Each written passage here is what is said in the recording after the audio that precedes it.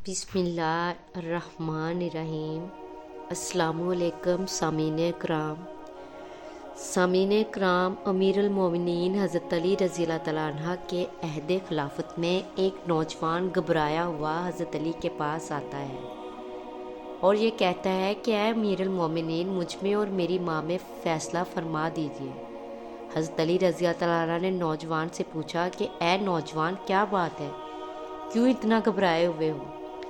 فوراً ہی نوجوان بولا کہ اے امیر المومنین، میری ماں نے 9 ماہ تک مجھے پیٹ میں رکھا، پھر پیدائش کے بعد 2 سال تک مجھے دودھ بھی پلایا، اور اب جب میں جوان ہو گیا تو اس نے مجھے گھر سے نکال دیا اور میری فرزندی کا انکار کر بیٹھی اور کہتی ہے کہ وہ مجھے پہچانتی بھی نہیں۔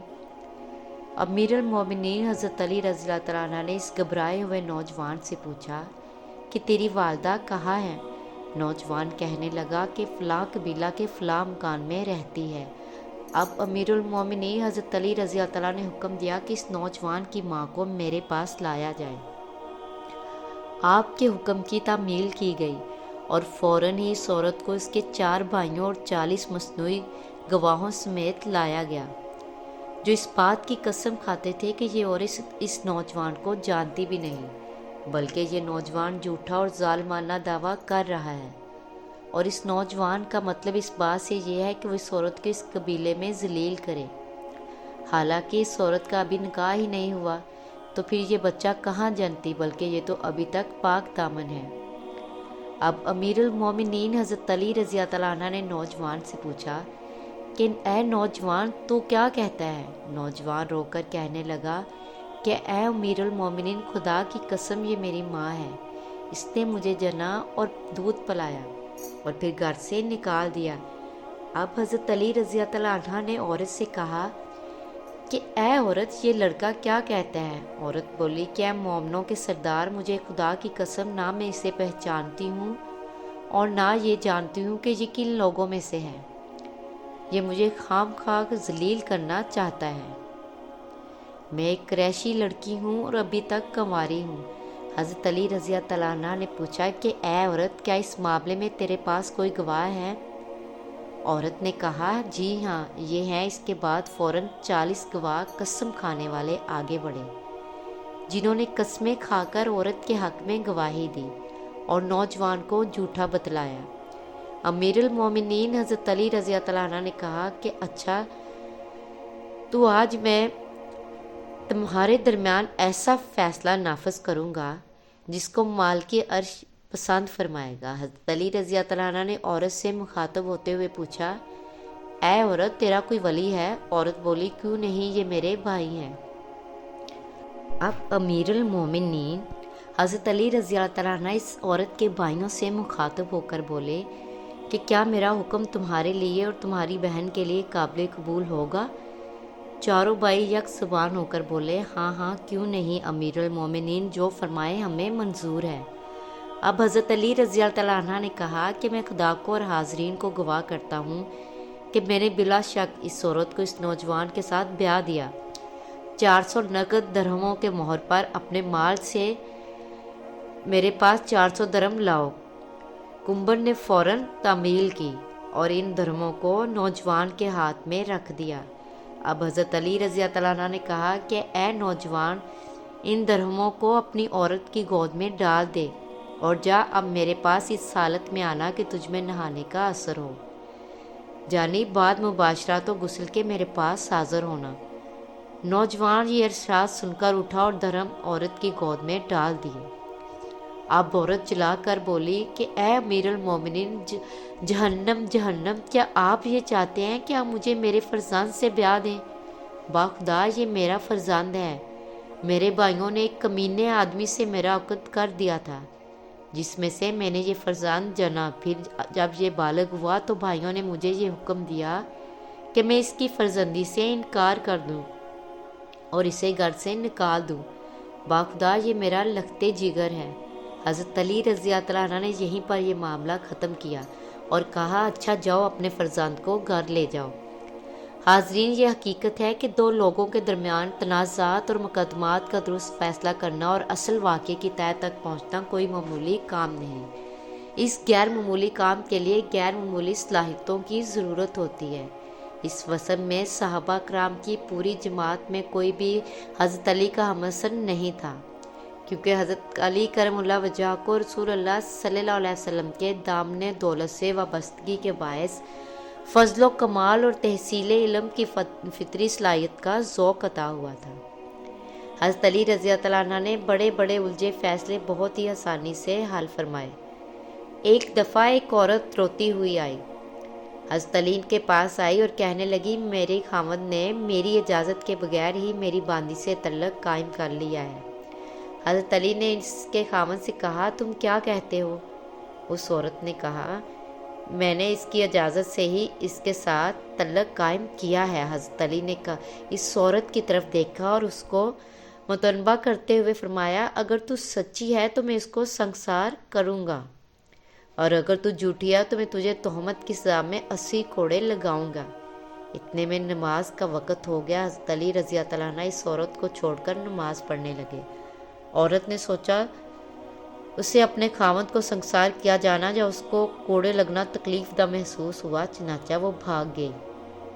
جب حضرت علی رضی اللہ عنہ نماز سے فارغ ہونے کے بعد آئے تو اس عورت کو نہ پایا۔ آپ رضی اللہ عنہ نے اس کے بارے میں پوچھا بھی نہیں۔ حاضرین، اسی طرح مدینہ منورہ میں ایک لڑکا گرفتار ہوا اور اس نے حضرت علی رضی اللہ عنہ کو پکارا، اے علی ابن ابی طالب، مجھے بچاؤ۔ حضرت علی رضی اللہ عنہ نے پوچھا، کیا ہوا؟ تو وہ کہنے لگا، میں بے گناہ ہوں۔ حضرت علی رضی اللہ عنہ نے واقعہ معلوم کیا کہ اس لڑکے نے اپنے مالک کو قتل کیا ہے اور قصاص میں قتل کیا جا رہا ہے۔ حضرت علی کرم اللہ وجہہ کے پوچھنے پر لڑکے نے اقرار جرم کیا اور کہا، کیونکہ میرے مالک نے میرے ساتھ برائی کا ارادہ کیا تھا، میں نے خود کو بچانے کے لیے اسے قتل کیا، اور نبی کریم صلی اللہ علیہ وسلم کا حکم ہے کہ جو آدمی عزت بچانے کے لیے کسی کو قتل کر دے تو اس کے بدلے میں اس کو قتل کیا نہیں جا سکتا۔ لیکن لڑکے کے پاس اپنی سچائی ثابت کرنے کے لیے کوئی گواہ نہ تھا۔ حضرت علی رضی اللہ عنہ حضرت عمر رضی اللہ عنہ کے پاس آئے اور مقدمے کی تفتیش اپنے ذمے لے لی۔ تفتیش کرنے کے لیے حضرت عمر رضی اللہ عنہ نے قبرستان میں مالک کی قبر کشائی کی تو قبر میں لاش نہ تھی۔ حضرت علی کرم اللہ وجہہ نے واپس آ کر کہا، لڑکا سچا ہے۔ حضرت عمر رضی اللہ عنہ نے دلیل پوچھی تو فرمایا کہ میں نے حضور اکرم صلی اللہ علیہ وسلم سے سنا ہے، جو آدمی لڑکوں سے برائی کرنے کا ارادہ کرتا ہے، جب اس کا انتقال ہو جاتا ہے اور اس کو قبر میں ڈالا جاتا ہے تو اس کی لاش کو اٹھا کر قوم لوط کے قبرستان میں بیچ دیا جاتا ہے۔ تو اس لیے جب ہم نے اس کی قبر کھودی تو اندر لاش نہیں تھی۔ اس شک کا فائدہ دیتے ہوئے اس لڑکے کو بری کیا جاتا ہے۔ اس موقع پر بھی حضرت عمر رضی اللہ عنہ نے فرمایا کہ اگر آج علی نہ ہوتے تو عمر ہلاک ہو جاتا۔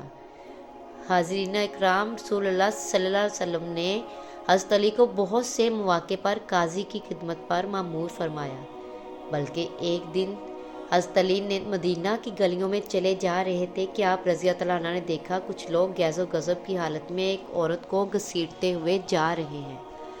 وہ عورت خوف کے مارے کانپ رہی تھی۔